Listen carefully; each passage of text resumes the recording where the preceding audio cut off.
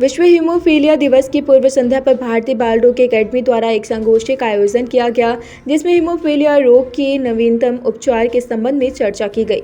मुख्य वक्ता additional professor SP Verma AGMU Lucknow द्वारा हीमोफीलिया के बारे में विस्तार से चर्चा की गई। उन्होंने बताया कि हीमोफीलिया एक आनुवंशिक रक्तस्राव विकार है। हीमोफीलिया ग्रसित मरीजों में शरीर में रक्त को जमाने वाले फैक्टर्स, जिन्हें फाइब्रिनोजेन प्रोटीन कहा जाता है, की मात्रा में होती है। उन्होंने बताया कि यह 2 प्रकार का होता है, फैक्टर 8 और फैक्टर 9।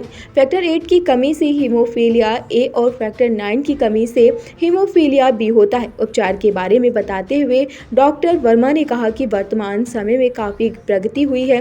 नई दवाएं, विस्तारित अर्ध आयु के फैक्टर्स और नॉन फैक्टर दवाएं MECG वे बारात फैक्टर्स पर निर्भरता कम हुई। हीमोफीलिया के नोडल अधिकारी और IAP सचिव अरुण कुमार आर्य ने बताया कि हीमोफीलिया A 5000 में से एक और हीमोफीलिया B लगभग 30,000 लोगों में से एक पुरुष को होती है। उन्होंने बताया कि इसके लक्षण चोट लग जाने पर खून लंबे समय तक रहते रहना, मसूड़ों से खून आना, मस्तिष्क में खून बने एवं आंतरिक अंगों में सूजन जानलेवा भी साबित होती है। उन्होंने बताया कि उत्तर प्रदेश एवं भारत सरकार के सहयोग से उपचार में प्रयुक्त होने वाले फैक्टर्स को निःशुल्क लगाया जाता है। विवेक सक्सेना IAP अध्यक्ष ने बताया कि इस रोग को पूरी तरह ठीक नहीं किया जा सकता है। फिजियोथेरेपी समय से फैक्टर ही रोगी को समय में समान जीवन दे सकते हैं। कार्यक्रम का संचालन डॉक्टर मालिनी तिवारी द्वारा किया गया।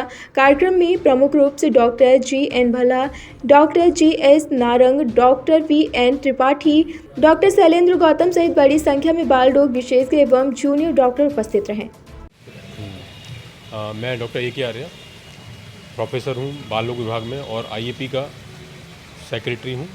और आज हम लोग एक्चुअली विश्व हीमोफीलिया दिवस की पूर्व संध्या पर यहाँ पर एक प्रोग्राम कर रहे हैं, जो कि मेनली इसका विषय हमने रखा है कि what are the recent advances, यानी कौन कौन से नए इसमें जो अनुसंधान हो रहे हैं, नई मेडिसिन क्या क्या आ रही हैं, जो कि हीमोफीलिया से ग्रसित बच्चों के लिए एक मील का पत्थर और वरदान की तरह साबित होंगी।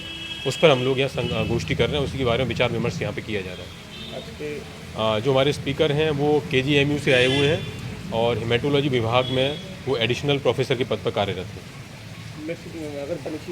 हाँ, तो हीमोफीलिया जैसा कि आप बताएं, ये कि एक जो है जेनेटिक डिजीज़ है, या कहेंगे इसको कि जन्मजात बीमारी है, जिसमें मेन जो कमी होती है वो है कि आपका जो बॉडी के अंदर जो खून को जमाने वाले फैक्टर्स होते हैं, फैक्टर 8 एंड फैक्टर 9, इनकी जन्म से ही कमी रहती है, जिसकी वजह से किसी भी चोट के लगने पर खून जो है लगातार बहता रहता है और खून के थक्के जमते नहीं हैं।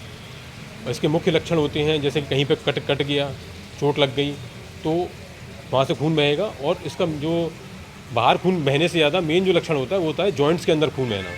इसके अलावा मांसपेशियों में खून बहता है, नाक से खून बहने लग जाता है।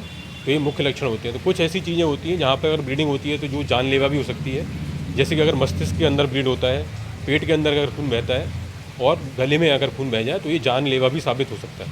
क्या इसमें कोई एज फैक्टर नहीं, इसमें एज फैक्टर नहीं होता, क्योंकि जन्मजात बीमारी होती है तो जन्म से ही इवन बच्चा जो है जन्म पे भी ऐसे पैदा होता है, तो उस समय भी इसे आप जैसे मुस्लिम बच्चे होते हैं सर्कमसिजन कराते हैं, उनका खतना कराते हैं, तो उस समय भी बच्चा प्रेजेंट कर सकता है। लेकिन ज़्यादातर बच्चों में जब बच्चा चलना शुरू करता है तो जब गिरता है बार बार तो उसको